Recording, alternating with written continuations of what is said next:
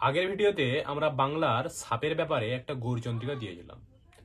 আজকে তার পর থেকে আরম্ভ করব। আজকে একটা অদ্ভুত ব্যাপারের কথা বলি, সেটা হচ্ছে প্লাসিবো এফেক্ট। এই ঘটনা বেশিরভাগ মানুষেরই কখনো না কখনো অভিজ্ঞতা হয়েছে। আপনার হয়তো বেশ শরীর খারাপ, আপনি যে ডাক্তারকে বিশ্বাস করেন তিনি নেই, আপনার মন খুঁতখুত করছে, কিন্তু যেহেতু উপায় নেই আপনি অন্য ডাক্তারের কাছে ওষুধ খেলেন।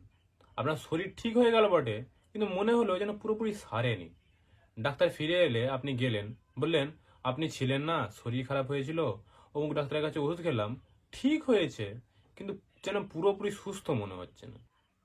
ডাক্তার হেসে একটা মাল্টিভিটামিন বা টনিক লিখে দিলেন, আপনি খেয়েই পরদিন একেবারে চাঙ্গা।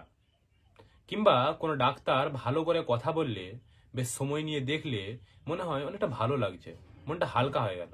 আর অন্যদিকে কেউ বেশি সময় দিয়ে না দেখলে মনটা কেমন যেন খুঁতখুত করে, মনে হয় ভালো করে দেখলো না বোধ হয়, শরীর সারতেও দেরি লাগে, বা সারলেও মনে হয় যেন সারলো না। এই যে পরিচিত ডাক্তারের কাছে যেতেই সুস্থ হয়ে গেলেন, বা যে ডাক্তার বেশ মন দিয়ে অনেকক্ষণ দেখলো, এটাতে আপনার অর্ধেক রোগ সেরে গেল, এটাকেই প্লাসিবো এফেক্ট বলে। আমাদের বাংলায় তো একটা প্রবাদও আছে, ডাক্তারের কাছে গেলেই অর্ধেক রোগ সেরে যায়। ঠিক এভাবেই ওঝার কাছে গেলে মনের জোর বাড়ে, সেক্ষেত্রে যদি সাপ বিষ না ঢালে ভয় কেটে যায়, ফলে হার্ট ফেল হওয়ার সম্ভাবনা কেটে যায়।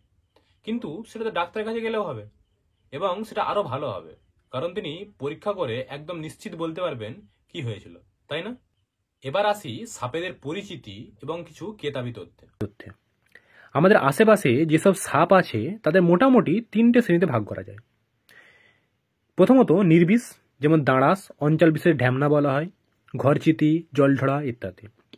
2 নম্বর মৃদু বিষাক্ত, যেমন লাউডগা সাপ, সবুজ ফণিমনসা সাপ বা মেটেলি সাপ ইত্যাদি।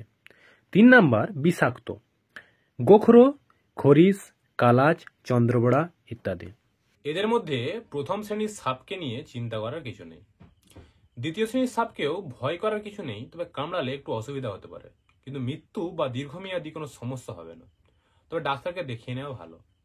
চিন্তাজনক হলো তৃতীয় শ্রেণীর সাপকে নিয়ে। পৃথিবীতে 5টি প্রজাতির সাপ সবচেয়ে বেশি মানুষের মৃত্যুর জন্য দায়ী। এদের একত্রে বিগ 5 বলা হয়। অন্যদিকে ভারতে সবচেয়ে বেশি মৃত্যুর কারণ হলো 4টি সাপ, এদের একত্রে বলা হয় বিগ 4।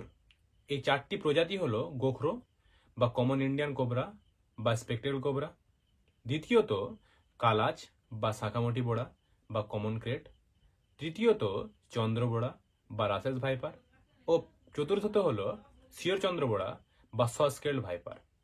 এর মধ্যে সিংহভাগ অর্থাৎ প্রায় 42% মৃত্যুর জন্য দায়ী একটি মাত্র সাপ, চন্দ্রবোড়া বা রাসেলস ভাইপার। তার কারণ এরা কোনো রকম সতর্ক না করেই কামড়ায় এবং প্রায় প্রতিবারে বিষ ঢালে, এবং যেহেতু এরা ধান খেতে থাকে, ফলে চাষিরা এদের আক্রমণের শিকার হন। আজকে এখানেই শেষ করছি, পরের দিন দেখা হবে আবার অন্য ভিডিওতে।